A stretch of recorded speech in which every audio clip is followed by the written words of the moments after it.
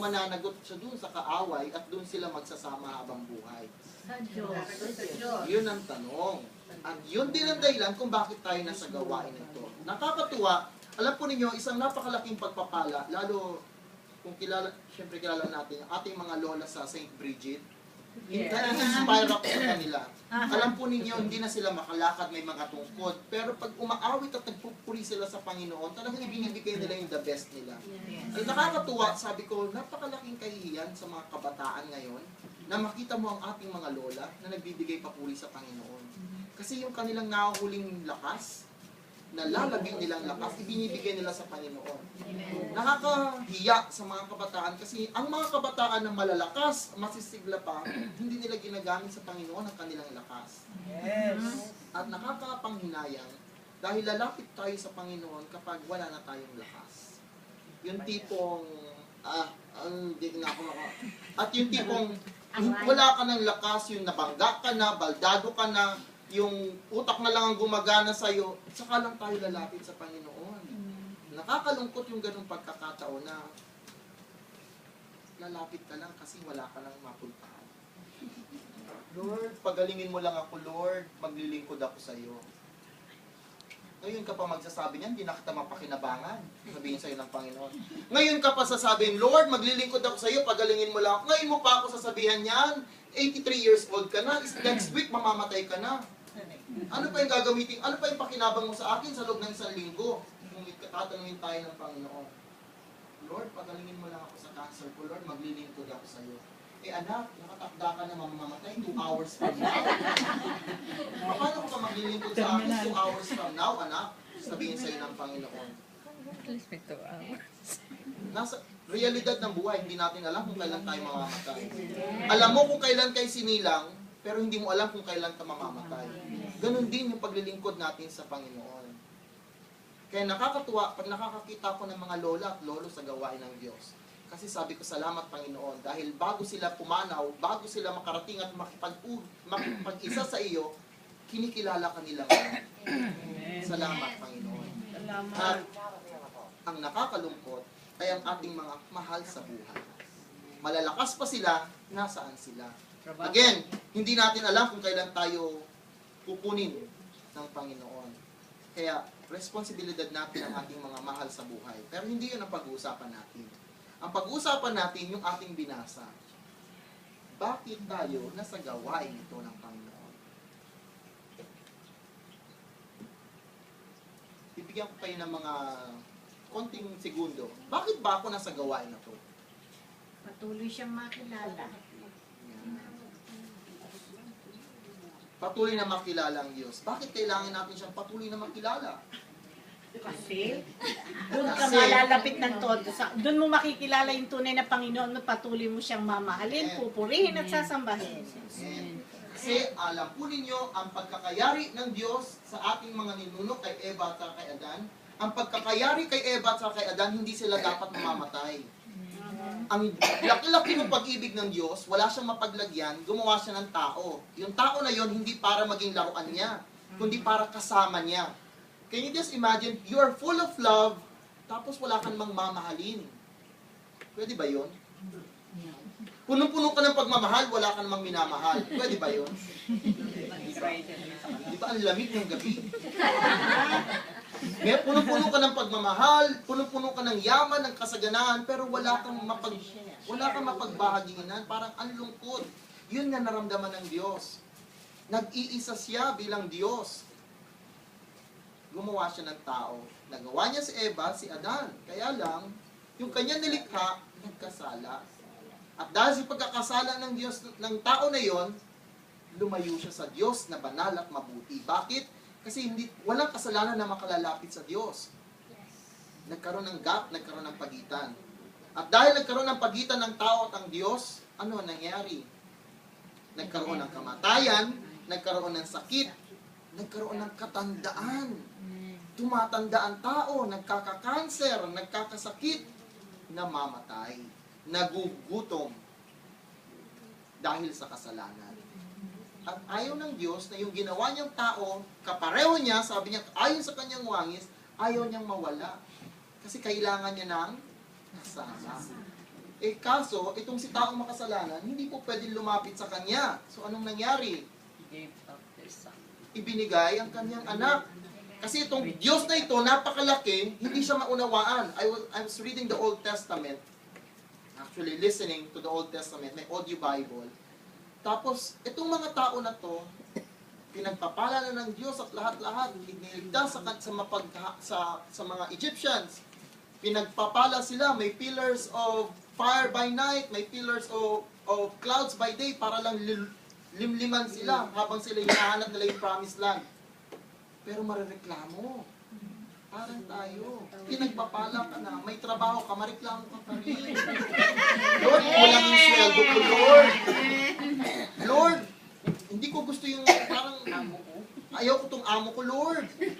Lord, wala akong dagdag na sweldo, Lord. Pinagpapala tayo ng Diyos. Pero marami tayong hinihingi. Wala tayong kakontentuhan. Amen. Ganun ang naging kasalanan ng mga ng bayan ng Diyos, ang bayan ng Israel. Yun ang kanilang pagkakasala. Marereklamo. Hanggang sa nakalabas nga sila sa Egypt, eto sila pinagpapala, Reklamo pa rin. mareklamo pa rin. Tapos hanggang sa, kailangan namin ng hari na mamumuno sa amin kasi nagkakagulo kami. Eh, ang tanong, eto yung hari na ibinigay sa kanila, si King Saul. Ayaw naman, ang kanilang pagkakatong hari nila, pinagpala ng banal na espiritu, pinamunuan sila, pero naging matigas ang loob ng kanilang hari hanggang sa nagkawatak-watak pa rin sila. Gaya tayo, meron tayong pinuno na sinusunod, meron tayong punong lingkod, pero bakit parang hindi tayo nagkakaisa? Parang sa gawain ng Diyos. Iisa ang gawain, iisa ang foundation na ating sinusundan, ang gawain ng Yahweh El Shaddai, pero bakit sa iba-ibang chapter, iba-ibang panukala, iba-ibang batas, iba-ibang interpretasyon ng pamumuno. Ganon din sa gawain ng Diyos.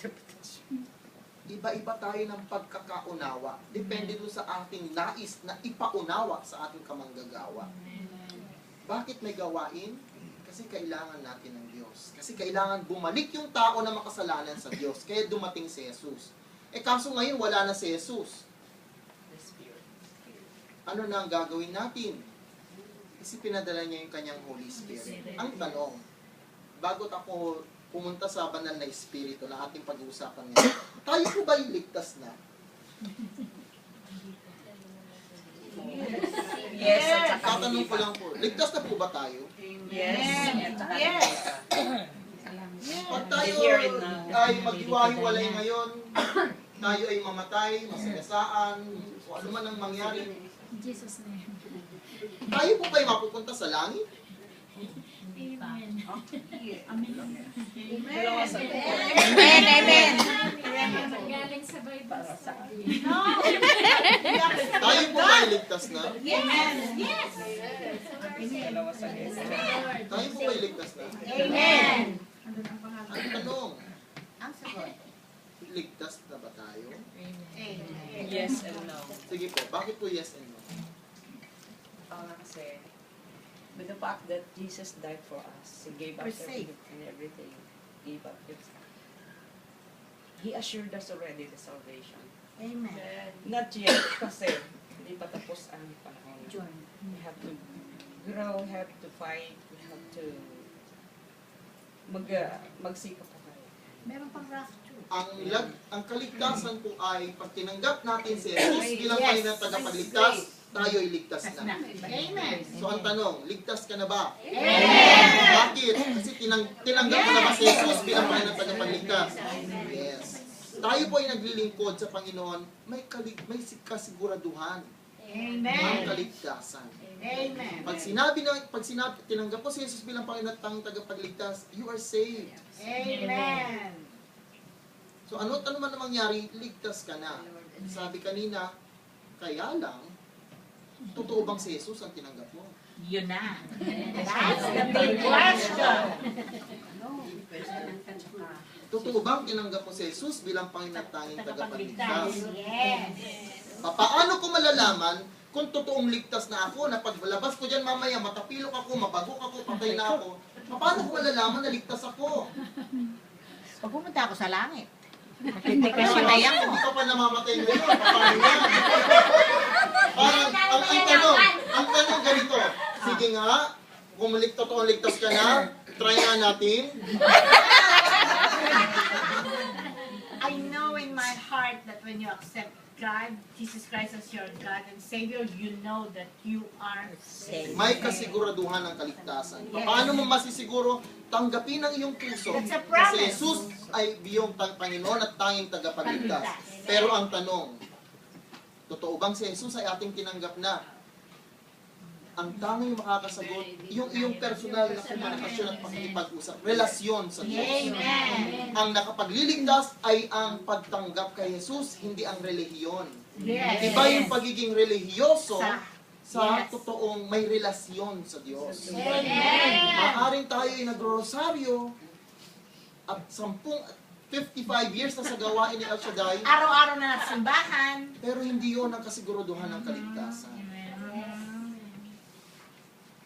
Ang tanong, ligtas na ba tayo? Kung tinanggap natin si Jesus bilang Panginoon tayong tagapagligtas, I am saying, oo kapatid, ligtas ka na. Ang tanong, after salvation, what is next? O, ligtas ka na, so mamatay ka na. Wag.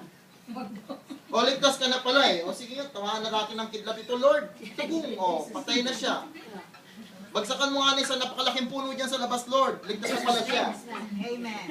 Ganun lang ba yun? No. Hindi. Bakit tayo nabubuhay pa? May trabaho pa tayo. May mission. At yun ang dahilan kung bakit tayo nasa gawain ng Diyos. Yes. Ligtas ka na, pero may gagawin ka pa. Yes. Kasi yun ang mission. The Great Commission. To proclaim the Lord and to baptize all people in the name of the Father, and of the Son, and of the All Holy Spirit. nations. But the thing is, kilala na ba ng buong mundo si Jesus? Hindi pa. At yun ang ating pag-uusapan ngayon, di ba? Haba ng introduction na yan. Introduction pa lang po yun. Bukas na tayo uwi.